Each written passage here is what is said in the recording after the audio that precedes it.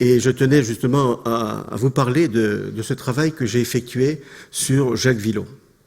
Alors comme je vous disais en aparté, c'est venu à l'occasion du travail sur Jean Cocteau, effectivement.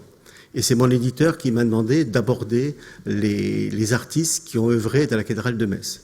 Et c'est là, je reviens sur ce que je vous ai déjà dit initialement, qu'on parle d'un événement qui est peu connu et que je vous reparlerai, c'est d'introduire des artistes, des grandes signatures de l'art contemporain dans une cathédrale. Et c'est quelque chose qui nous paraît tout à fait normal actuellement, mais à l'époque, c'était presque sacrilège. Il y avait une dichotomie entre la sphère église et puis l'art de notre temps. Il y avait une grosse rupture. On n'était plus à la Renaissance, là. Hein. On était vraiment... et puis, comme je vous disais, des gens qui étaient proposés comme légers, Picasso a été refusé. Parce que le chapitre considérait qu'ils n'étaient pas aptes à entrer dans une cathédrale, puisque, étant du Parti communiste, c'est n'importe quoi. Voyez. On a loupé des occasions de faire briller des artistes comme ça dans des monuments comme une cathédrale. Et Cocteau, pareil, il a été recalé, pas pour son importance au Parti communiste, il ne l'était pas, mais bon, certainement pour ses mœurs et tout. Bon, vous voyez, les jugements moraux qu'on plaquait à des artistes en leur refusant d'entrer dans un monument comme une cathédrale. Heureusement, l'insistance qu'il y a eu de gens éclairés comme l'architecte en chef des monuments historiques de l'époque, Robert Renard, qui a beaucoup insisté, qui a beaucoup reçu sur lui-même, pas mal de coups, parce que l'administration ne suivait pas non plus. Il avait contre lui le clergé et puis l'administration, parce que l'administration, c'est les inspecteurs généraux des monuments historiques, qui n'étaient pas toujours très éclairés non plus, très au fait de l'art contemporain. Oui, ils étaient quand même très fermés dans leur catégorie mentale et souvent d'un art très dépassé. Donc il fallait tout œuvrer, faire évoluer les consciences et tout, pour faire accepter l'art de notre temps dans une cathédrale. Et c'est là qu'est apparu donc Jacques Villon, qui a été en 57, qui a réalisé les vitraux à la cathédrale de Metz. Le premier artiste contemporain dans une cathédrale, c'est Jacques Villon. Il y a eu des églises où il y a des artistes contemporains, hein, je ne dis pas, mais en tant que monument phare, c'est-à-dire cathédrale, le premier qui a été introduit à une cathédrale, c'est Jacques Villon. Alors je vais commencer par présenter Jacques Villon, puis après on parlera de la péripétie à la fin. Ce sera la seconde moitié, si vous voulez, de ce que je vais dire. Parler, c'est de son introduction dans une cathédrale. Comment il a pu ressentir cela, comment il a pu l'exprimer, son art, dans une cathédrale. Quelles sont les contraintes particulières, parce qu'il y a eu des contraintes, on lui a imposé des thèmes et tout, mais comment il a pu aussi, en tant qu'artiste, se dégager, trouver sa liberté, hein, en jouant sur les thèmes, on verra. Il a joué avec beaucoup d'audace, si vous voulez, par rapport aux thèmes qui lui étaient imposés, pour garder toujours sa liberté. Donc, on va parler de Jacques Villon qui, comme le titre que j'ai donné, qui se présente comme un artiste qui arpente le visible. Alors, ça fait un peu bizarre. Il arpente comme un géomètre, vous voyez, un mathématicien. Et puis, c'est en fait la définition, ou on comprendrait mieux par la suite, de tout son art. Hein, c'est quelqu'un qui avait comme tous les Duchamp, voulait faire une œuvre de réflexion. Hein, et en se basant sur le rationnel, sur les mathématiques, et on verra, sur le traité de la peinture de Léonard de Vinci, bon, la section d'or. Donc tout ça, il va le développer fortement, et on le verra, sa traduction de manière plus lumineuse encore à la fin, à travers les vitraux. Il est né, alors, Gaston Duchamp, parce que beaucoup, on dit Jacques Villon, oui, c'est qui? Quand on dit son nom d'état civil, c'est Gaston Duchamp. Donc le frère aîné Duchamp, qui est né le 31 juillet 1875 à Danville dans l'Eure, mais il a vécu la plupart de son temps à Blainville, dans la région de Rouen. Hein. Donc c'était quelqu'un qui, parce que son père était notaire de Blainville. Donc, et puis, quelqu'un qui était assez réservé, voire discret, alors qu'il était le chef d'une grande famille de peintres. Parce que sur les 7 enfants qu'a eu le père Duchamp, le notaire, les 7, il y a eu d'abord Gaston Duchamp. Le deuxième, on a parlé de Maurice, de Maurice Raymond Duchamp, qui s'est appelé après Duchamp-Villon, grand sculpteur. Ensuite, le troisième, Marcel Duchamp, alors le père de l'art contemporain, du ready-made et tout. Et puis il y a aussi la petite Suzanne Duchamp, qui était artiste peintre, et qui s'est mariée à un autre peintre qui s'appelle Jean Crotty. Donc, sur les 7 enfants, il y a 4 enfants artistes. Alors vous me direz, mais c'est quand même étonnant. Qu'est-ce qui prédisposait toutes ces familles, du moins les 4 enfants sur 7, à devenir artistes, peintres ou sculpteurs? Rien a priori. Le père était notaire, donc a priori rien. Sauf que si on regarde dans la famille, le grand-père maternel, Nicole, il s'appelait Nicole, Émile Frédéric, je crois, oui, Émile Frédéric Nicole, qui s'adonnait à la peinture et à la gravure. Peut-être aussi sa mère, la mère des Duchamp, qui s'occupait aussi des services de table, elle peignait les services de table. Mais c'est plutôt anecdotique. Je pense que la racine, au départ, de la vocation des Duchamp, c'est le grand-père, Nicole. Nicole, et Jacques Villon allait tous les dimanches, c'est son grand-père, pour s'essayer au dessin et à la gravure. Et à 16 ans, il a commencé à faire sa première gravure. Alors, et pourquoi il s'appelait Jacques Villon? Alors, on pose la question. L'aîné, il aurait pu garder Gaston Duchamp. Parce que Jacques Villon, c'est quelqu'un qui voulait pas se causer de soucis à son père. Parce que à l'époque, vous savez, il n'était pas très bien vu d'avoir dans la famille des gens qui étaient aux beaux-arts, artistes peintres, etc. C'est un peu comme une certaine époque, au XVIIIe, lorsqu'on était comédien, vous voyez. Donc, dans la bourgeoisie locale, à l'époque, il faut se replacer. Il est né en 1875, donc replacer à l'époque, c'était pas toujours bien vu dans des communes rurales et tout. Le père, et d'ailleurs le père au départ les a forcés, les 2 premiers, à faire des études sérieuses entre guillemets. Jacques Villon des études de droit, le père étant notaire, oui, et puis le deuxième des études de médecine. Mais ils ont que ce soit Jacques Villon et Raymond Duchamp-Villon, ils n'ont pas été au bout de leurs études. L'art a supplanté le reste. Et puis, quant à Marcel, lui, il n'a rien suivi du tout. Le père ne lui a même pas imposé d'études, sachant déjà un esprit très libre de Marcel Duchamp, donc il n'a pas insisté pour Marcel Duchamp. Donc, vous voyez, donc, rien au départ ne prédestiné, sauf qu'il y avait le grand-père. Et puis, bon, malgré tout, le père, qui était notaire, était quelqu'un qui est très ouvert d'esprit, malgré tout, hein, parce que, bon, il y avait quand même 4 enfants qui sont devenus artistes, c'était pas évident non plus, et puis il les a aidés, c'est-à-dire à tous, il a donné une partie de son héritage, et il a bien réglé ça d'ailleurs. Et Marcel Duchamp, s'il a pu vivre, à un moment donné, il a arrêté totalement la peinture, à partir de 1912, il a arrêté totalement la peinture, s'il a pu vivre, il l'a dit, c'est grâce à son père. Donc, vous voyez, donc une famille qui était porteuse de talent et qui a beaucoup aidé aussi à développer les talents de ses enfants, le père. Alors, ce qui est intéressant aussi, c'est que ce qui caractérise l'art de Jacques Villon, il s'est adonné très tôt au dessin, à la gravure. Et Dora Valier, qui est un critique d'art, a décelé très tôt les qualités de Jacques Villon lorsqu'il s'adonne à la gravure. Il disait que la gravure ne tolère pas l'impréparation ou l'étude. Pour graver, il faut que le dessin soit abouti. D'où l'importance d'une bonne exécution, une bonne pratique du dessin. Donc, la gravure lui permet de se libérer de ses émotions au profit de la réflexion. D'où cette affirmation ultérieure qu'a eue Jacques Villon. En art, l'intelligence l'emporte sur l'intuition.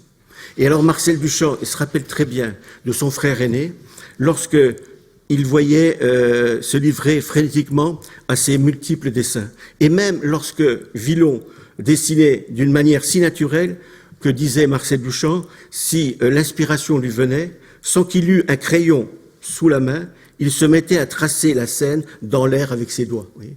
Donc il était pris par le jeu de la création, mais ça ne veut pas dire que la rigueur qu'il imposait dans l'exécution, dans la réflexion, lui permettait quand même d'avoir de l'émotion, vous voyez. Donc il a trouvé un équilibre entre une partie très rationnelle, très réfléchie, et il n'empêche que l'émotion rejaillit, on verra dans ses œuvres, dans son travail. Donc toujours, et ça c'est la marque de fabrique des Duchamp, c'est la partie réflexion. Ils ont apporté les Duchamp, la réflexion, l'intelligence dans l'art. Oui. Par rapport aux impressionnistes qui étaient plutôt le côté émotionnel, le côté impression, eux, ils ont apporté le côté rationnel, on le verra, et c'est à la suite, surtout, d'un certain Cézanne. Cézanne qui a dit qu'il fallait traiter la nature selon des sphères, des cubes, etc. Oui, sur des modèles presque géométriques. Ils suivent le parcours de Cézanne, qui a été décidé déjà, qui est mort en 1906, mais qui a été fondateur pour ces peintres-là. Et Cézanne a mis à jour quoi? Il a mis à jour, si vous voulez, ce mouvement qui est devenu le cubisme. et aussi l'art abstrait.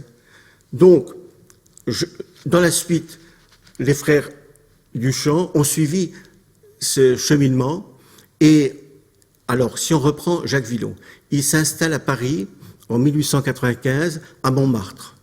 À Montmartre, d'abord, il travaille pour des journaux humoristiques. Il fait des dessins humoristiques et tout pour vivre, pour ne pas être dépendant de son père. Et ensuite, au Courrier français pendant 13 ans. Il quitte Montmartre vers au début du siècle, 1906. Il quitte Montmartre parce qu'il trouvait que Montmartre, c'était trop bruyant. Bon, il y a beaucoup d'artistes, mais il y avait beaucoup de fêtes aussi. Et c'est quelqu'un qui avait besoin de concentration. Oui, c'est quelqu'un, bon, qui aimait pas trop la fête, hein, il faut le dire. Bon, on voit d'ailleurs, j'ai plus la photo. Donc là, on voit justement, je voulais vous montrer les trois frères. Parce que j'ai parlé des quatre enfants. Suzanne, elle venait, mais moins souvent. Ce qu'on voyait souvent, c'est les trois Duchamp. Les trois frères Duchamp. Alors, vous avez à gauche, reconnaissez Marcel Duchamp. Au milieu, c'était Jacques Villon, Gaston Duchamp. Et à droite, Raymond Duchamp Villon. Il voulait s'appeler comme son frère. Il a accroché le nom de Villon. Mais il a gardé Duchamp-Villon. Donc, les trois frères. Et ça, c'est une photo à Puteaux en 1912. Alors justement, en parlant de 1906, il a quitté Montmartre pour un atelier tranquille à Puteaux. Puteaux qui est maintenant la Défense. Et Malraux, comme je disais, une anecdote, a tout fait pour éviter qu'on le gêne dans les travaux, parce qu'il y avait la Défense qui se mettait en... Il est mort en 63. Hein, et jusqu'en 63, on a préservé son petit atelier, et à sa mort, tout a été rasé. Alors ensuite, on voit mieux d'ailleurs, là, on voit d'ailleurs derrière l'atelier, la maison, vous voyez, derrière. Alors, à gauche, on a Jacques Villon, Gaston Duchamp, au milieu, Raymond Duchamp-Villon, et à droite, on reconnaît bien sûr Marcel Duchamp.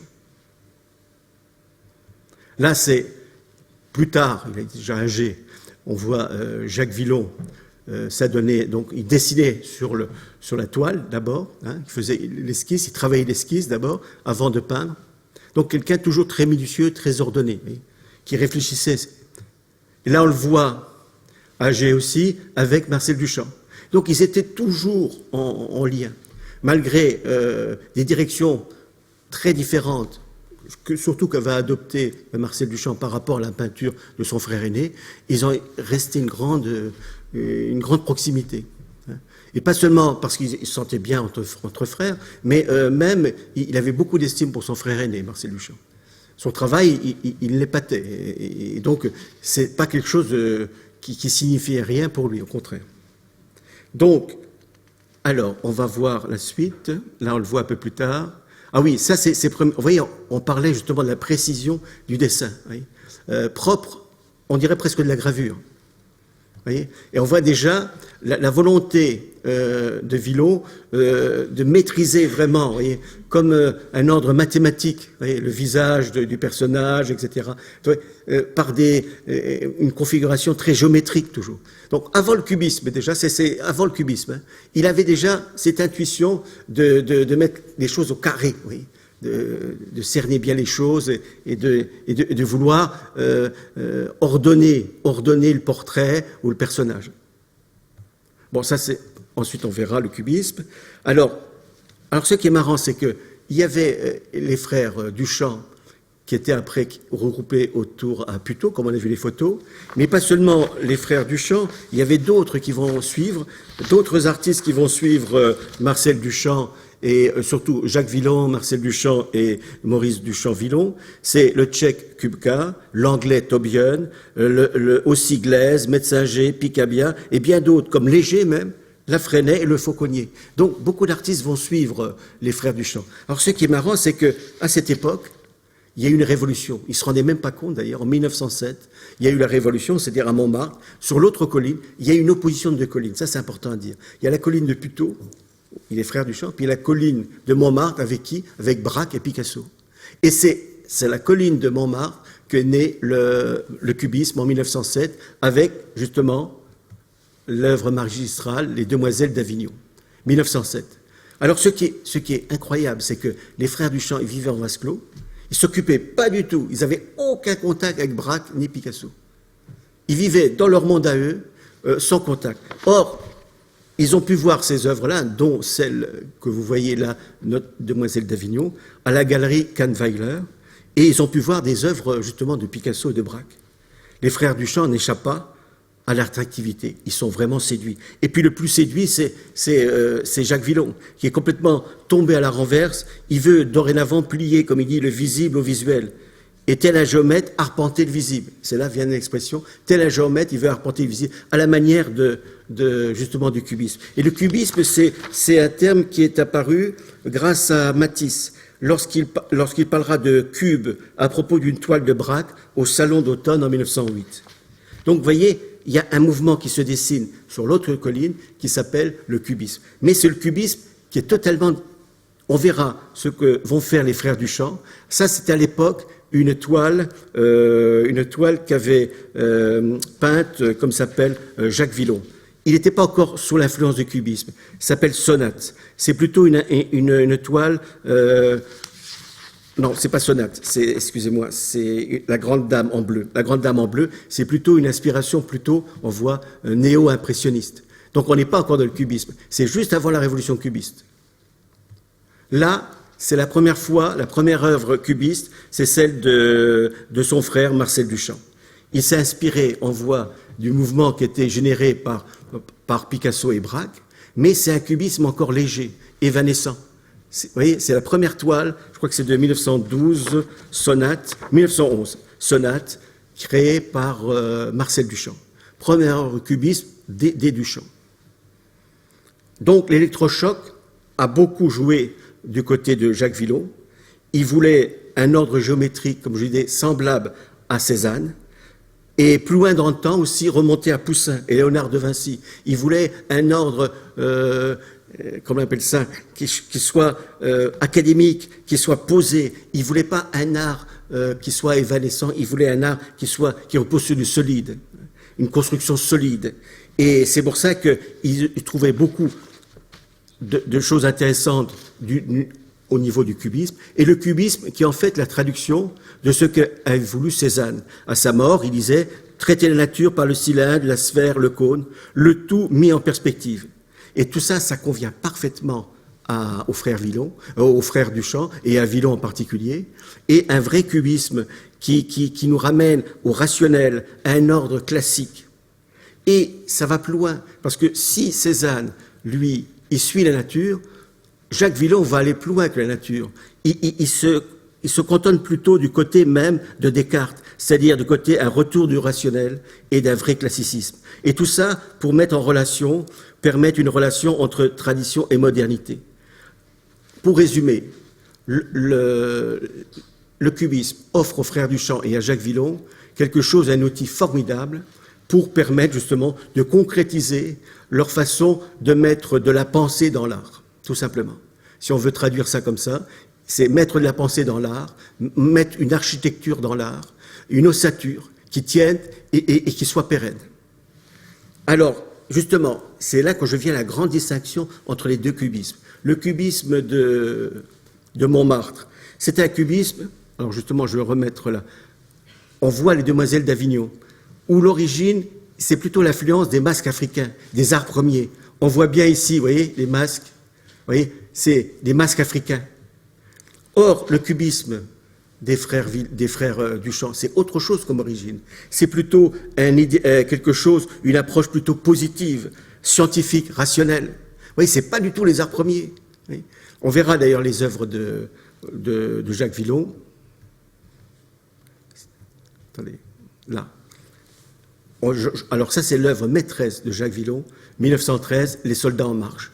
Donc, ce cubisme-là qui va travailler, c'est pas du tout le cubisme masque africain, art premier. C'est une approche nettement positive, comme il dit, et scientifique. Voire, bon, c'est un terme un peu philosophique, néo-kantienne. C'est-à-dire quoi? C'est-à-dire le retour à la raison par rapport à l'idéalisme d'Hegel. L'idéalisme d'Hegel, et c'est-à-dire le retour au primat de la science sur l'idéalisme. Donc, c'est tout à fait une autre école. On a affaire à, comment on appelle ça, un écartèlement, on appelait ça du cubisme. Deux écoles cubistes, mais totalement différentes, dont les fondements sont totalement différents. Et grâce au Duchamp, on va voir un cubisme beaucoup plus scientifique, beaucoup plus réfléchi, hein, et moins à la traîne, si vous voulez. C'est pas négatif ce que je dis. Des arts premiers, vous voyez, de retrouver un peu l'art brut, vous voyez, qui était le fait de Braque et de Picasso. Alors justement, cette œuvre, on va parler de cette œuvre qui est magistrale. Ah bon, avant de parler de cette œuvre, j'aimerais parler aussi de l'incidence du traité de la peinture. Alors ah oui, c'est ça, traité de la peinture. C'est un traité de la peinture qui est paru commenté en 1910. Bon là, j'ai pas trouvé la bonne version, c'est 1921, mais la vraie version, c'est 1910. Elle a été, pour Jacques Villot, une révélation. Ça a été commenté, alors traité de la peinture, c'est traité de la peinture de Léonard de Vinci, qui a été commenté par Joséphin Péladan en 1910, et qui aborde tous les thèmes, tous les théories de Léonard de Vinci. Théorie, section d'or, les théories du tracé pyramidal, qui sont pour lui une vraie révélation. Un modèle de mesure, de proportion et de composition offrant une harmonie visuelle. Ainsi, le nombre d'or, la suite de Finobalacci, oui, c'est toutes des mesures très scientifiques qui permettent d'aider à mettre en place une architecture dans l'art. La vision pyramidale. Alors ça paraît abstrait, mais on verra que le chiffre 3, c'est un chiffre magique, c'est Jacques Villot. On le verra dans les vitraux. Et toujours cette structure pyramidale. C'est-à-dire, on verra les triangles pyramidaux qui vont exercer une grande influence, on verra dans les vitraux, qui vont s'ajouter, porter à une certaine force son œuvre, en donnant une force, un mouvement, quelque chose qu'il va beaucoup utiliser dans son œuvre. Alors, cette mesure idéale, la section d'or, c'est pour ça qu'on a appelé Puteaux, l'école de Puteaux, l'école cubiste, la section d'or aussi. Alors, justement, on va parler de cette œuvre où j'étais, je ne sais plus où j'en suis, là. Alors, ça c'est l'œuvre maîtresse de Jacques Villot. S'appelle les Soldats en marche, de 1913-1914. Alors, ce qui est intéressant dans cette œuvre, si on regarde bien, c'est l'accumulation de diagonales. On voit plein de diagonales partout, vous voyez, de tous les côtés. Et puis, des triangles pyramidaux. Beaucoup de triangles, vous voyez, qui se dessinent. Alors, cette accumulation de lignes diagonales, qui se bousculent et s'entredécoupent, permettent de faire bouger l'œuvre. On voit quelque chose, vous voyez, qui se crée, si on regarde bien l'œuvre, vous voyez, quelque chose qui percute, hein. Et l'effet d'amplification du mouvement étant par ailleurs restitué grâce à l'alignement serré et sans discontinuer. On voit bien que l'artiste fait du mouvement l'objet même de son tableau. Ce qui fait l'œuvre, c'est le mouvement. Cette réussite est due aux tracés pyramidaux qui apparaissent en formation groupée. On a vraiment l'impression que les soldats marchent comme un seul homme et au pas cadencé. Hein, qu'est-ce que vous en pensez? On a tout à fait cette impression-là. Et c'est restitué par cette amplification du mouvement, hein, qui est donnée par l'alignement serré, comme on dit, et sans discontinuer, de toutes ces diagonales, oui, et puis ces tracés pyramidaux qui donnent une force, un mouvement assez considérable et qui signifie toute l'œuvre finalement. Elle résume toute l'œuvre, ces soldats en marche. Même chose pour, alors là d'autres, bon je passerai après, même chose pour Marcel.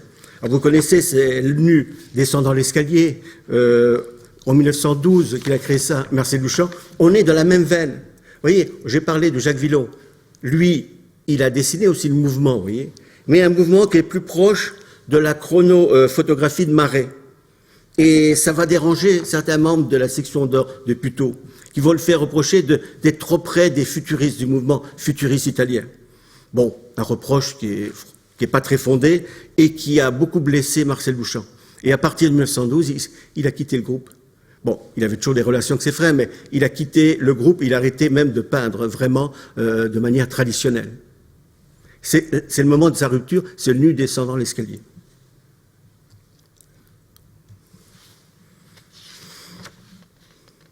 Et pour pour l'autre frère, c'est le grand cheval. le grand cheval de 1916. Et sculpture qui réussit une analogie étonnante entre le cheval et la machine. Oui, on n'a pas l'impression que c'est un cheval, d'ailleurs. Hein, et la perfection du mouvement chère au cubiste et à la section d'or. Oui, là, il a fait quelque chose de très parfait, de très beau, d'ailleurs. Et ce qu'il va dessiner, je disais, Raymond Duchamp-Villon, c'est le mouvement qui va apparaître en Russie, constructivisme. Vous voyez, c'est très fort ce qu'il a fait. Donc, ces frères Duchamp sont extraordinaires, autant les peintres que le sculpteur. Vous voyez. Donc, ils ont apporté une vision nouvelle de l'art. Vous voyez, c'est tout à fait, quand on parle de cubisme, on oublie qu'eux, ils ont apporté cette partie de la réflexion, vous voyez, du côté rationnel. Vous voyez. Et Jacques Villon, la géométrie, c'était un moyen d'accéder, d'atteindre l'absolu. Oui. Mais plus loin encore, il va jouer sur la couleur. Et il va découvrir le rôle de la couleur vers 1920. Alors, on a vu les formes qui étaient tracés pyramidaux, les diagonales serrées, etc. Donc, ce qui était vraiment proprement issu du cubisme. Mais il a fait une autre recherche qui est aussi importante, c'est la fonction de la couleur. Il va jouer beaucoup sur les trois couleurs primaires, le jaune, le bleu et le rouge. Bon, ça, c'est pas tellement rouge, mais c'est le rouge, normalement. Et c'est les trois couleurs primaires. Donc, encore, le chiffre 3, vous voyez, il va jouer là-dessus. Et pour lui, le tableau devient l'espace couleur de la lumière. C'est la lumière qui est sujet et non plus objet. Alors, ça paraît abstrait ce que je dis. Par exemple, l'œuvre Amro, qu'il a créée en 1931, c'est les couleurs qui font l'objet, qui font les formes. C'est les couleurs qui sont à l'origine des formes. Oui, c'est tout à fait particulier. Donc, il veut faire de la couleur le sujet de l'œuvre et non plus l'objet qu'on utilise. Donc, vous voyez, c'est encore une autre direction qu'il a réussi à entreprendre dans sa peinture, c'est de faire de la couleur le sujet même, celle qui prédomine dans le cercle chromatique, c'est celle qui s'impose grâce au cercle chromatique. D'ailleurs, on voit beaucoup d'autres... Bon, c'est pas dans l'ordre, excusez-moi, mais là, vous voyez, on voit d'ailleurs une œuvre aussi qui apparaît, je ne sais plus comment elle s'appelle, c'est l'espace ou le cheval de course. Le cheval de course. Bon, on voit une œuvre aussi. Bien sûr, il y a des formes cubistes qui se dessinent, mais on est moins dans les soldats en marche, on est déjà plus dans la couleur, là, vous voyez. Parce que, regardez, les chevaux en marche, en reprenant au début, il y a très peu de couleurs. C'est triste. C'est pas très radieux. Ce qui prédomine, c'est pas la couleur. C'est les formes acérées, c'est les diagonales, c'est la géométrie. C'est ça qui importe. Or, sur le tard, il va découvrir un rôle important dévolu à la couleur. Et c'est venu à partir de 1920. Là aussi, c'est une œuvre qu'il a créée. C'était l'espace, 1932. Donc, bien sûr, on est dans un domaine de la géométrie encore. On est proche aussi de Delaunay, vous voyez, avec les cercles et tout. Mais la couleur devient plus prégnante, vous voyez, devient plus importante dans ses œuvres. Bon, alors maintenant, on va parler... ça va, je suis dans les temps. On va parler de la partie cathédrale. Parce que c'est singulier, cet artiste. Pourquoi on va l'appeler pour des vitraux d'une cathédrale? Excusez-moi, je vais boire. J'ai un peu soif.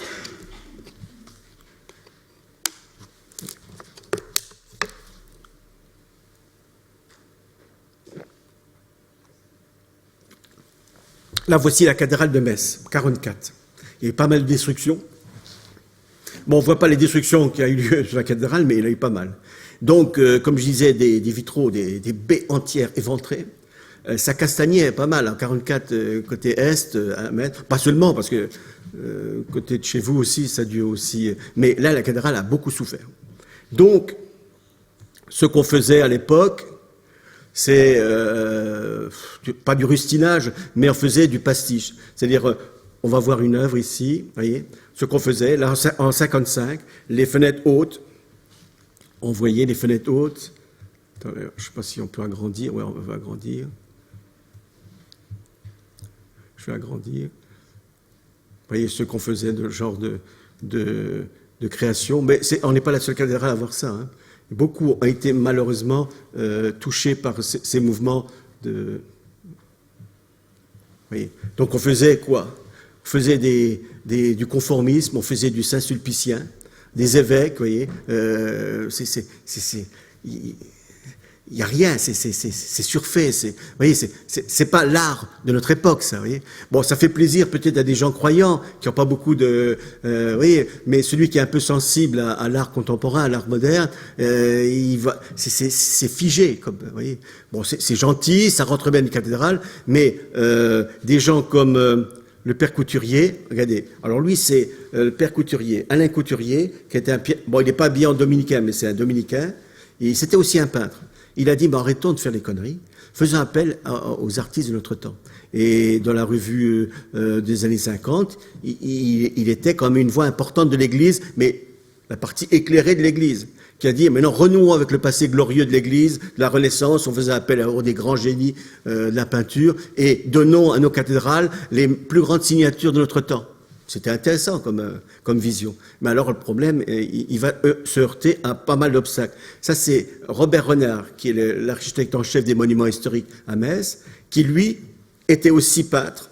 Donc vous voyez, donc il avait sensibilité de peintre, parce que c'est pas évident, quand vous êtes architecte des monuments historiques, vous avez une formation d'architecte et tout, mais c'est pas dit que vous étiez doué pour être sensible à la peinture, ça c'est autre chose, un autre domaine. Lui, il était sensible à la peinture et aux peintres de son temps. Donc, il a dit, ok, chiche, et il a envoyé un gars, son adjoint, Jean de Dieu, qui vit toujours d'ailleurs, qui est devenu mon ami, d'ailleurs Jean de Dieu, il a 93 ans, et lui, il a commencé à toquer aux portes des artistes. Il a été voir à Cannes, à la villa, je ne sais plus comment ça s'appelle, à Cannes, où habitait, il fallait le faire, il a une vingtaine d'années, il était toqué à la porte de Picasso, et puis là, il était avec des cartons, des projets pour décorer des églises et la cathédrale de Metz. Et puis là, Picasso a dit oui, pourquoi pas. Et là, parce qu'il avait toujours à table beaucoup de monde, Picasso, et il y avait Cocteau. Cocteau a dit, moi ça m'intéresse. Et c'est là que Jean de Dieu, le jeune Jean de Dieu, a commencé à entreprendre des relations avec les artistes, à les faire venir à Metz pour qu'ils puissent faire des verrières et remplacer celles qui sont éventrées par de l'art contemporain. Donc il y a eu beaucoup de refus, parce que des artistes étaient intéressés en général, même Picasso, mais il a été refusé, je vous ai expliqué, comme léger parti communiste. Cocteau, recalé à la cathédrale, parce que, il sentait un peu le soufre. Bon, ça faisait beaucoup d'obstacles. Alors Robert Renard, j'ai eu son fils il y a pas longtemps, il m'a dit, mais il en souffrait. Il a dû chaque fois, et puis il décolibait pas seulement de la part du chapitre, des chanoines, de l'église, mais aussi des inspecteurs généraux, qui comprenaient pas, mais qu'est-ce que c'est cette imbécilité de faire venir des artistes, restons comme on fait d'habitude. Vous voyez, donc, il dérogeait, si vous voulez, à ce qui se faisait. Et dès que vous êtes quelqu'un qui ouvrait de nouvelles voies, vous êtes l'objet de toutes les attaques, et ce qui a été le cas, vous voyez. Donc, il a quand même continué, et c'est là qu'il a pu convaincre pour faire admettre un gars comme Jacques Villon. Bon, Jacques Villon, on ne peut rien dire, c'est quelqu'un qui avait un passé remarquable, il n'était pas ni au Parti communiste, ni, une vie... c'était quelqu'un de... sur lequel on n'avait pas beaucoup de choses à dire, de moins l'Église n'avait pas de reproches à lui faire. Mais on lui a imposé aussi des thèmes. C'est-à-dire que la cathédrale, on ne va pas le laisser libre. Alors je fais une aparté. Quand j'ai parlé de Cocteau, Cocteau a été recalé à la cathédrale. Il devait faire une baie, elle a été recalée. Mais heureusement, lui, il avait des appuis, Cocteau. Il était à l'Académie française, et puis il avait comme ami, pas n'importe qui, Malraux. Et Malraux, il a dit, c'est comme ça, on va te donner une église à Metz, et tu seras libre de faire ce que tu veux. Et c'est pour ça qu'il a fait l'église Saint-Maximin. Et là, il a pu faire ce qu'il voulait. Pendant 50 ans, plus personne n'a parlé des vitraux de Saint-Maximin. Parce qu'il n'y avait ni chemin de croix, ni truc chrétien, ni rien du tout. Il n'y avait qu'une symbolique mythologique, des trucs dingues, mais des trucs de dingue. Il a fait ce qu'il a voulu. Mais c'est quelque chose d'extraordinaire. Et que moi, quand j'ai vu ça, j'ai dit, mais comment ça se fait que personne n'en parle? Parce que les prêtres étaient désarçonnés. Ils ne savaient pas quoi dire. C'est vrai que dans une église, vous voyez, aucun vitraux, pas de croix, pas de chemin de croix, pas de Vierge Marie. Il avait que ces symboliques. Et là, il avait fait un truc énorme, Cocteau. Dans la verrière centrale, il a fait l'homme au bras levé. C'est en fait le chaman qui implore les dieux, vous voyez. Faites ça dans une église. Il fallait avoir un culot, pas possible. Mais c'est énorme ce qu'il a fait. Et pas seulement, c'est pas de la provocation, parce que lui, il voyait ça comme ça. Parce que lui, sa façon de faire, c'était la mythologie. C'était pas, il se sentait plus à l'aise, si vous voulez, dans la mythologie que dans l'Écriture sainte ou dans le Nouveau Testament. Bon, il se dit, je suis un bon chrétien, mais un mauvais catholique, hein, ce qu'il disait souvent. Mais bon, et ça a donné une œuvre extraordinaire. Et il a fait une vingtaine, ou je ne sais plus combien de verrières, mais exceptionnelles. Et moi, j'ai commencé à décrypter ce travail, et c'est à partir de là que l'éditeur est venu à m'a demandé de travailler les autres, donc Jacques Villon. Donc, Villon a été le premier en 57, Cocteau, il a fait l'église Saint-Maximin, c'est les années 62-63. Bon, Jacques Villon, 57. Alors, Jacques Villon, 57, après l'idiotie, vous voyez, qu'on a imposé les Godins en 55, on a dit terminé. Le couturier a demandé arrêtons de faire nos bêtises, parce que Godin, c'est qui? C'était un maître verrier du centre de la France. C'est pas un artiste. Il faisait quelque chose d'une bonne facture, classique, qui dérangeait personne. Vous voyez, il mettait des saints, des évêques et tout. Bon, ça dérangeait personne. Mais le lieu est plus propice à quelque chose de plus élevé, plus intelligent, vous voyez. Alors ça a été... Bon, là, je vous montre la cathédrale comme elle est actuellement. Bon, elle est assez vaste. Alors, ce qui est intéressant de la cathédrale de Metz, c'est qu'elle a les verrières les plus importantes de France. Elle a 6500 mètres carrés de verrières, oui. Donc, il y a de quoi faire. C'est pour ça qu'il fallait faire quelque chose à Metz, parce qu'il y a une surface tellement énorme qu'il y avait du travail pour tout le monde. Vous voyez, là, ça, c'est la cathédrale de Metz. Alors, ça, c'est la partie qui concerne Jacques Villon. Jacques Villon, on lui a demandé de faire tous les vitraux de la chapelle du Saint-Sacrement, une chapelle qui est dans la cathédrale. Donc, on lui a donné des thèmes. Le premier thème, ici à gauche, c'est l'Exode, c'est la sortie d'Égypte du peuple juif à la Pâque, vous voyez, sortie d'Égypte. Deuxième thème, on voit un peu, oui, là, ici, bon, on ne voit pas bien, mais après ça ira mieux parce que je donnerai B par B. Deuxième thème, c'est la scène, c'est le dernier repas du Christ avant la crucifixion.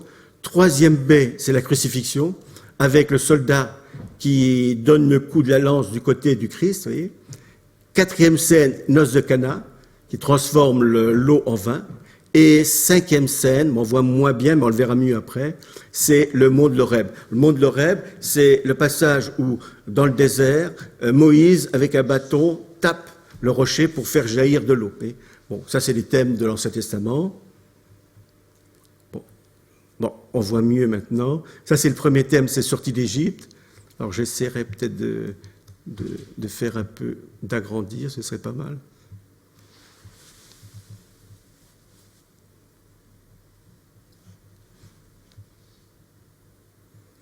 Alors, au milieu, on voit bien un agneau, vous voyez, au milieu. Bon, il faut un agneau. Ici, à côté, les Juifs avec un bâton, prêts à partir. Ils mangeaient debout, l'agneau pascal, prêts à décamper bon, je raconte vite, hein, de l'Égypte, parce que, bon, il y a eu comme des problèmes pour eux en Égypte. Et ensuite,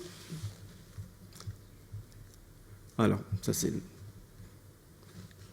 Et vous voyez en bas, on voit bien le travail assez remarquable de Villon en bas. Moi, j'essaie de...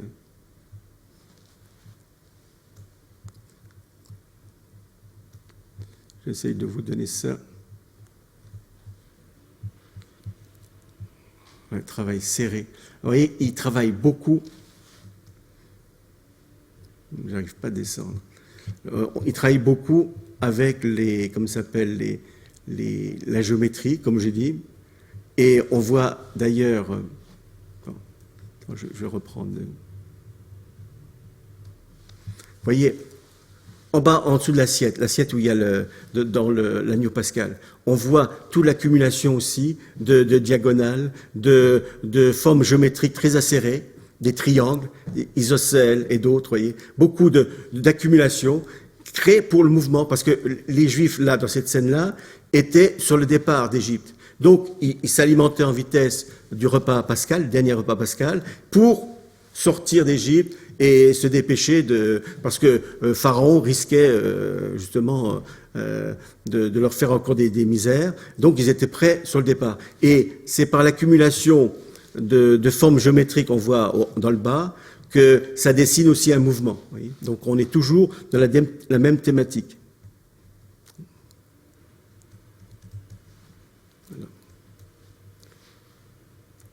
Là, c'est le dernier le repas, la scène. Alors la scène, c'est le dernier repas du Christ avant la Passion. C'est le dernier repas du Jeudi Saint. On voit tout le long les têtes des différents. Le premier, je crois, qui montre la main de gauche, c'est Judas, et les autres disciples le long. Et le Christ est en face, mais on ne le voit même plus d'ailleurs. Il est tellement embrouillé par réseau, si vous voulez, de lignes et tout, qu'on le voit disparaître. Il est presque plus présent d'ailleurs. Là, c'est la crucifixion. Alors un travail remarquable parce qu'on lui a imposé ce thème. Mais une crucifixion, mais il a choisi le récit de Saint Jean. Le récit de Saint Jean qui permet justement de développer l'histoire de la lance. Et pourquoi la lance l'intéresse? Parce que c'est une diagonale, entre autres. Attendez, on va voir ça un peu mieux. Excusez-moi, je ne suis pas un doué pour les agrandissements. Alors, je ne sais pas si vous voyez la lance, là. Ouais, on la voit bien. Hein, le centurion, ou du moins le soldat romain, qui donne un coup de côté, et selon l'Évangile, du sang, de l'eau coule du côté du Christ. Hein. Donc ça, c'est le récit de Saint Jean. Bon. Alors pourquoi ça l'intéresse, le récit de Saint Jean? Parce qu'il va donner une dimension intéressante, même théologique, grâce justement à ce travail qu'il va fournir. Un travail de découpe encore, d'organisation, de géométrie. Il met en relation trois personnages. Il met en relation le soldat, le crucifié, et puis un troisième thème qu'on découvre après, c'est nous-mêmes. Alors pourquoi nous-mêmes, donc toujours le chiffre 3, nous-mêmes, parce que cette lance, c'est un vecteur, il dessine un vecteur qui conduit à relier le point, le point de vue au point de fuite. Le point de vue, c'est quoi? Le point de vue, c'est la lance qui transperce le côté du Christ. Mais le point de fuite, c'est en bas. Vous voyez, je ne vois pas. On verra mieux.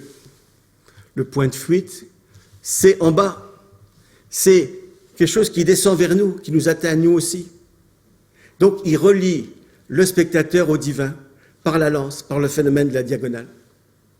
On appelle ça un axe déictique, c'est dans la linguistique, ça permet, si vous voulez, de donner un sens, une relation, comme à démontrer quelque chose, un vecteur qui relie le point de vue au point de fuite.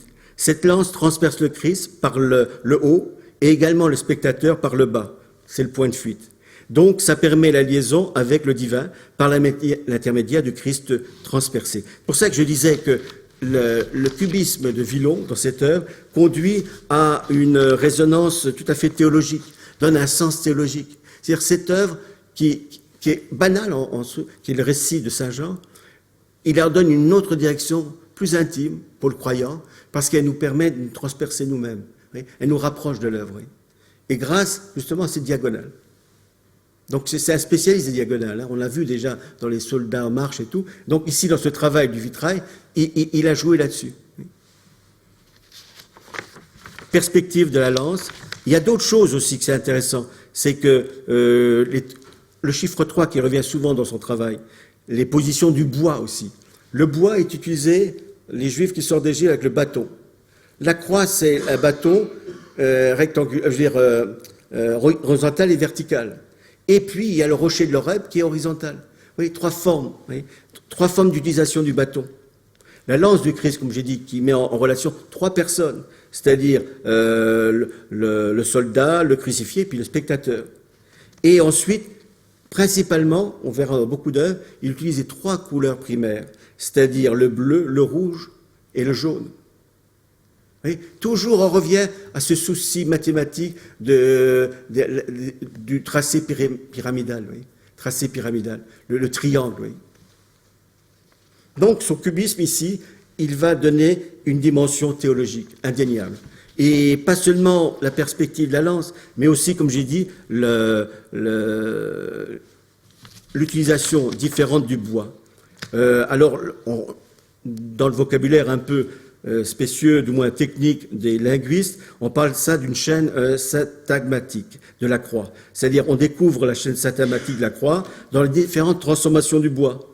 Le bois du bâton à la sortie d'Égypte, le bois de la table lors de la scène, le bois de la croix et le bois utilisé par Moïse qui frappe le rocher. Les façons différentes d'utiliser le bois conduisent toujours comme un objet de salut et puis de torture à la fois. De salut et de torture. Donc il joue là-dessus. Un cubisme qui conduit enfin à quelque chose aussi qui paraît radieux dans l'œuvre. Alors on va voir, je vais passer.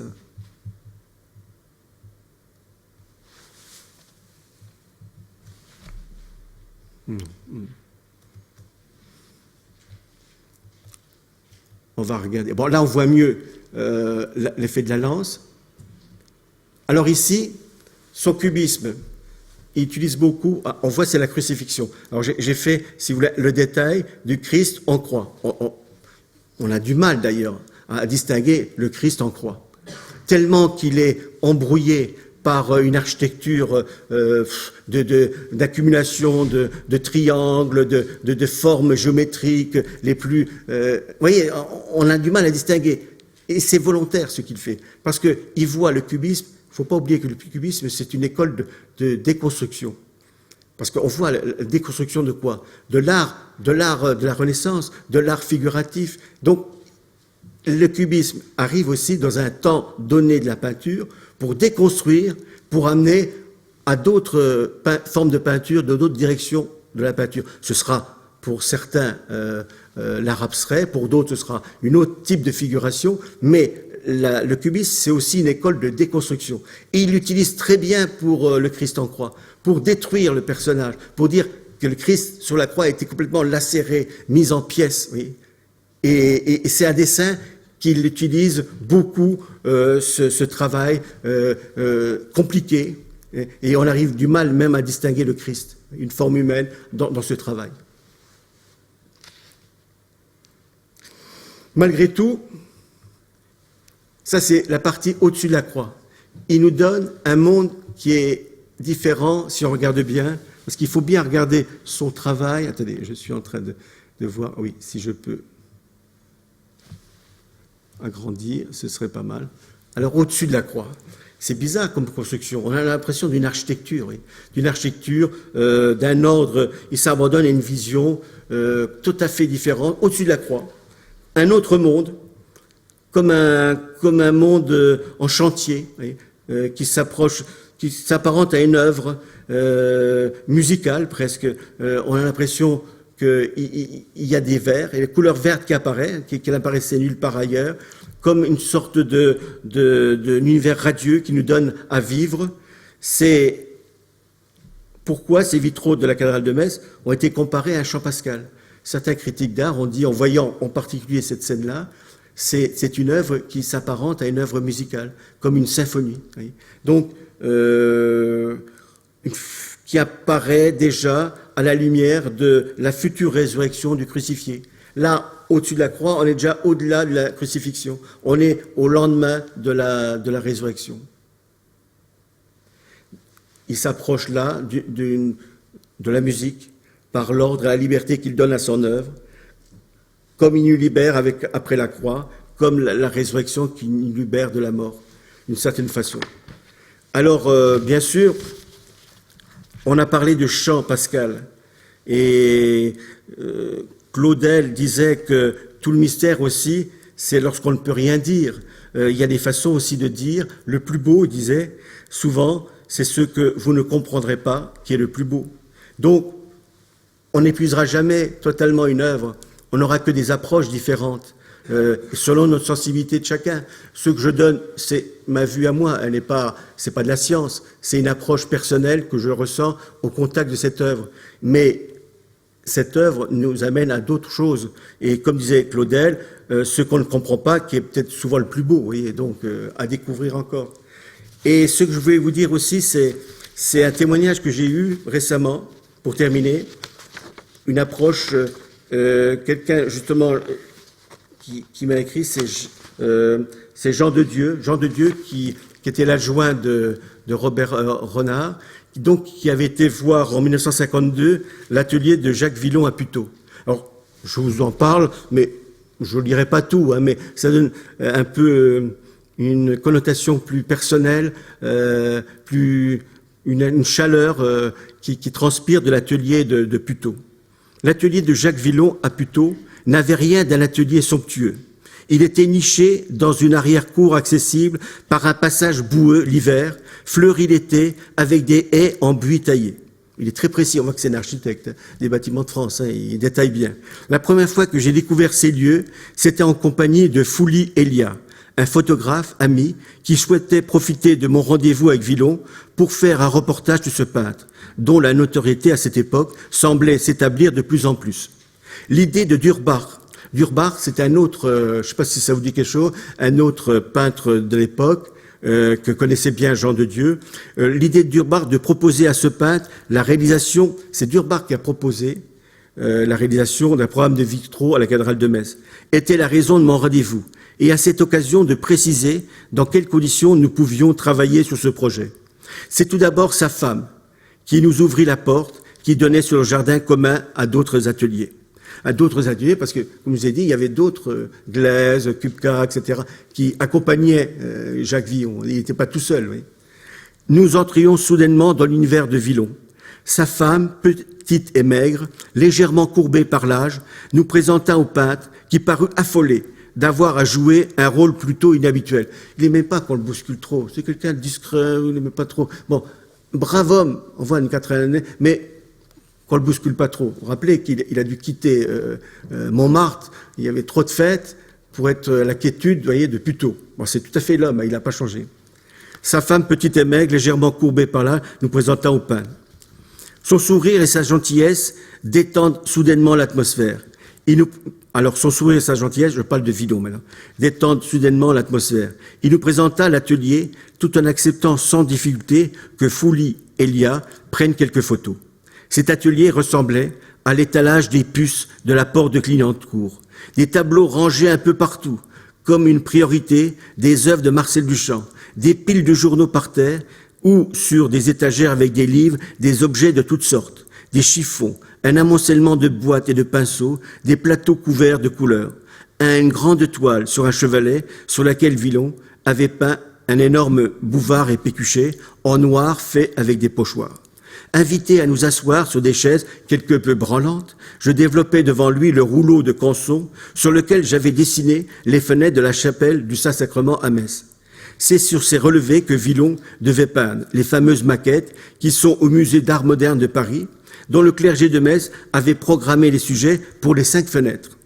Villon a accepté d'emblée le travail à faire, et c'est très chaleureusement que nous avons pu déguster un excellent café de Madame Villon, avec pour lui l'engagement de nous remettre son travail dans quelques mois. J'avais appris ce jour-là que Villon prenait son inspiration le plus souvent dans le dictionnaire Larousse. Avait-il besoin d'un costume, d'un décor, d'une posture? Les petits dessins du Larousse l'inspiraient. Son dessin était à la fois vif et réfléchi. Les admirables croquis préalables qu'il fit à cette époque pour Metz en témoignent. Mais le début de cette aventure fut néanmoins difficile. Bon, je ne vous raconterai pas tout le reste, mais c'est énorme. Et ça, c'est un témoignage de Jean de Dieu qui m'a envoyé il y a quelques semaines. Oui. Donc, il est toujours vivant, vous voyez, quelque part. Donc, c'est un témoin direct de Villon qu'il a rencontré, qui l'a incité à faire ses vitraux. Et qui vit encore toujours. Alors, si vous avez des questions, peut-être... Bon, c'est un peu, pas très académique, ce que je viens de vous dire, mais c'est un peu brouillon quelquefois, mais c'est un peu par inspiration que je vous dis ce que je ressens, mes émotions et tout. Donc, c'est pas toujours très coordonné, mais enfin...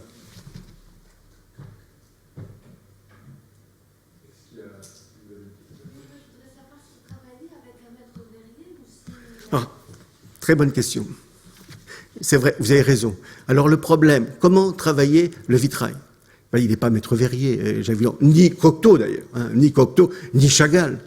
Donc il faisait des maquettes préparatoires, Alors Cocteau, il faisait des maquettes sur des grandes, même de grandeur nature, du vitrail, sur panneaux Isorel.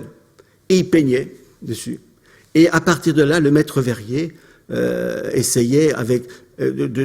mais le problème, c'est qu'il ne savait pas le sens des... le problème, c'est... Il y a le... Comment ça s'appelle? À l'intérieur, il y a des plombs. Le passage des plombs. Ça, il ne savait pas. Donc, c'est au maître verrier de lui indiquer. Alors, pour Villon, maître verrier, c'est Simon Marc de Reims, qui a œuvré, qui, à partir des maquettes préparatoires, qui sont vraiment très bien définies, au détail près, il a établi les vitraux. C'est Simon Marc de Reims, les grands verriers de Reims, ceux qui ont fait la cathédrale de Reims, etc. Donc, c'est des maîtres verriers depuis une famille depuis le XVIIe siècle. Pour Cocteau, il s'est fâché avec Simon Marc, et c'est les Brières de Levallois-Perret. Je ne sais pas si ça vous dit quelque chose, les Brières, c'est aussi une grande famille de... Donc ils passent tous, si vous voulez, l'artiste fait son projet sur la maquette, et à partir de là, le maître verrier, mais exécute au plus fidèle par rapport à la maquette.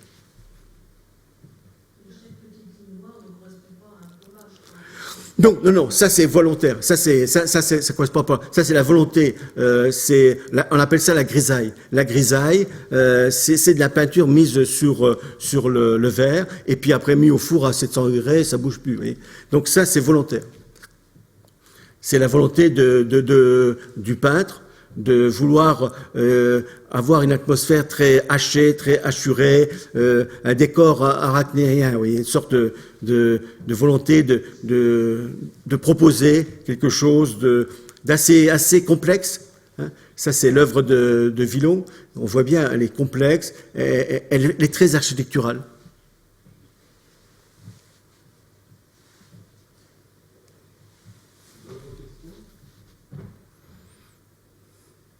Et puis en parlant d'autres connaissances, à la suite justement de l'ouvrage que j'ai écrit sur Jacques Villon, j'ai eu la chance d'avoir comme correspondant quelqu'un qui vit encore, qui a connu bien Marcel Duchamp et Jacques Villon. C'est Arturo Schwartz. Vous pouvez regarder sur Wikipédia, c'est une pointure. C'est mon fils qui, par des recherches, a découvert ses coordonnées. C'est quelqu'un c'est une pointure, c'est Arturo Schwartz, qui était le plus grand galeriste à Milan des surréalistes et qui était l'ami personnel de Marcel Duchamp et comment il s'appelle, du pape des surréalistes, comme ça, André Breton. Donc c'est quelqu'un qui était l'ami d'André Breton et qui vit encore. Et alors j'ai pu le joindre, d'abord par téléphone ou par mail plutôt. Et il m'a invité chez lui à Milan. Et là, j'étais dans toutes les collections. Et il avait sur sa table à côté, ma femme était là à côté, mais elle n'a pas pu tout photographier. Mais il y avait qu'on appelle ça, un jeu d'échecs. Échecs qui a été travaillé par Marcel Duchamp. Et des œuvres de Marcel Duchamp, c'était quelque chose d'inoubliable. Alors il m'a parlé, effectivement, il m'a dit, effectivement, c'est quelqu'un de très discret. Tout en douceur. Marcel, lui, était quelqu'un de très cool, pas du tout attaché à des théories, etc. Très libre. Il était au niveau, oui. Alors, ce qui est un peu, pas fâché, mais Arturo Schwartz dit, ouais, mais c'est pas le genre de Marcel Duchamp de faire ça dans une église. C'est vrai qu'il était athée. Mais un athée mystique. C'est ça qui est marrant. Parce que lui, l'œuvre du vitrail qu'il a faite, c'est le grand verre. À sa façon, oui. Pas d'une église, pas d'une cathédrale, mais il a touché aussi le verre. Hein. Donc la famille Duchamp avait une approche quand même avec le verre. Oui. Donc c'est pas innocent non plus. Oui. Donc les deux frères se suivaient quelque part. Oui. Lui c'est autre chose, disait Jacques Villon, en parlant de Marcel. Mais il y avait quelque chose qui les rassemblait, quelque chose qui était en commun. Hein. Et est-ce qu'on sait si Marcel a vu ces vitraux-là ? Je sais pas. C'est comme, j'ai découvert aussi une chose, mais au fur et à mesure on découvre. Je travaille beaucoup sous Cocteau, je vais sortir un deuxième livre sur Cocteau, et là j'ai découvert que Cocteau, ce qu'il a fait à Saint-Maximin, c'est une influence de Marcel Duchamp. On ne connaît même pas les rapports entre Cocteau et Marcel Duchamp, et ils existent pourtant. Et les deux étaient très proches. Mais comme ils ne pouvaient pas le montrer, à cause de qui ? À cause de Breton. Breton vouait une haine pas possible à Cocteau, vis-à-vis de Cocteau. Parce que c'était l'héritage d'Apollinaire. Apollinaire, quand il est mort, qui va être le fils des poètes ou le prince des poètes? Alors c'est Cocteau pour l'un, et puis Breton dit c'est moi. Oui, donc ça a commencé comme ça. Oui. C'est l'héritage de... Et donc, dans le clan des surréalistes, il y avait Breton qui dominait tout ça, mais qui était pire que le pape, c'est-à-dire qu'il excluait, qui faisait des oukases, etc., qui était vraiment d'une intolérance pas possible. Et en parlant de Cocteau, il disait un cocktail, des Cocteau, et pour ridiculiser Cocteau. Bon, mais malgré ça, on voit que Marcel, qui était dans le groupe très proche de Breton, ça n'empêchait pas d'avoir des bonnes relations avec Cocteau. Donc c'était quelqu'un tout à fait indépendant, qui n'était pas doctrinaire, qui ne suivait pas, parce que c'était le chef de file, aveuglément Breton. Oui. Donc il n'avait pas peur de s'échapper de l'emprise de Breton. Et Breton ne pouvait rien lui dire. Parce que pour Breton, c'était l'homme le peintre le plus intelligent de France, etc. Donc il était émerveillé par Marcel Duchamp. Et Marcel Duchamp le savait. Donc il en profitait de cette liberté-là. Et il avait des très bonnes relations, même très cordiale avec Cocteau, et une influence notoire entre les deux. Parce que, comme je disais à M. Castanet, j'avais dit que dans les vitraux de Cocteau, il y avait l'homme au bras levé, le chaman. Et on a une œuvre de 1911 de Marcel Duchamp, le jeune homme et la jeune fille au printemps, c'est ça, 1911. Et j'ai posé la question. Et Arthur Rochefort a fait un bouquin là-dessus, et il a fait une analyse. Et il a parlé du chaman, et l'invocation des dieux et tout. On retrouve les mêmes thèmes chez Cocteau et chez Duchamp. Comme quoi, vous voyez, on arrive à avoir des parallèles, des pistes communes. Vous voyez. Et ça, c'est intéressant. Et j'ai demandé à Arthur Rochefort, est-ce que vous êtes d'accord si j'ai fait un article là-dessus? Il a dit, mais moi, on peut pas négliger cette piste-là. Elle est réelle. Le fait qu'ils aient des relations, c'est tout à fait réel. Personne n'en parle, mais c'est vrai. Et j'ai découvert en plus dans le comment s'appelle, journal personnel de Cocteau, de 51 à 63, il est mort le 11 octobre 63, il parle des lettres qui s'envoient entre Cocteau et Marcel Duchamp. Donc, il y a bien une relation qui existe. Il a fait ses trous, il était âgé finalement. Oui, dans les 80 ans. Bon, c'est pas lui, vous voyez, il a fait des maquettes, et puis Jean de Dieu, dont je vais parler, il l'aidait à faire les maquettes, etc. Parce que, bon, il pouvait pas, sur les grandes dimensions, il pouvait pas aller sur les échelles, tout ça. Ouais. Donc, il l'aidait à faire les maquettes grandeur nature, mais c'était avec l'aide d'un jeune, il était jeune, il avait une vingtaine d'années, Jean de Dieu à l'époque, hein, et qui l'aidait. Mais toujours en fonction des dessins, les vrais dessins, ça c'est des dessins de Jean Villon, de Jacques Villon. Mais il trouvait toujours un maître verrier qui soit fidèle à l'exécution, parce que il allait voir à l'atelier du maître verrier. Il ne laissait pas faire n'importe quoi.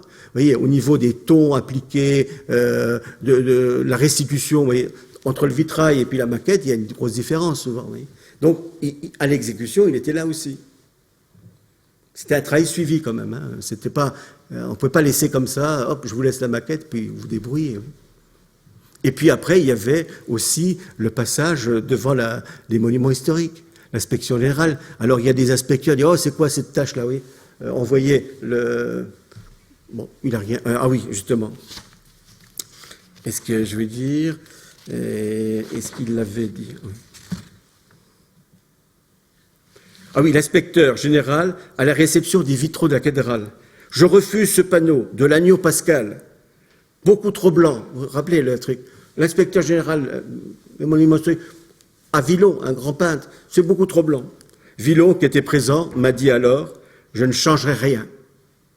Et depuis cette date, le dit agneau pascal est toujours blanc. Non mais c'est ça qui est incroyable, c'est que les artistes, malgré le fait qu'ils étaient acceptés, ils étaient encore sur les oukases, des gens qui n'avaient aucune... Il n'y a rien à voir dans l'art, oui. C'était des inspecteurs d'administration, des architectes, certes, mais pas des artistes, oui. Donc ils se permettaient de critiquer le travail d'un artiste. C'est pas évident de faire rentrer un artiste dans une cathédrale ou dans un monument historique, oui. Comment ça a été justement analysé, enfin les gens, comment ont reçu, Oh, très bien, très bien. Sauf que, comme je disais à M. Castanet, le problème à la cathédrale de Metz, vous rentrez à la cathédrale de Metz, les gens ils plongent dessus. Oh, ils sont remis, ils font plein de photos. Alors moi, je pose des questions, je dis, vous savez qui c'est? Ah non, c'est Chagall. Les gens, ils vont à la cathédrale de Metz que pour Chagall. Ils voient quelque chose de moderne, tout de suite, qui est très lumineux, hop, ils prennent des photos, même de la vidéo et tout. Je leur dis, écoutez, c'est un grand artiste, il s'appelle Jacques Villon, c'est le frère aîné des Duchamp. Oh, ils partent tout de suite en courant, ils disent, mais c'est où Chagall? Je dis, c'est plus loin. Mais c'est ça en fait, c'est ça en fait.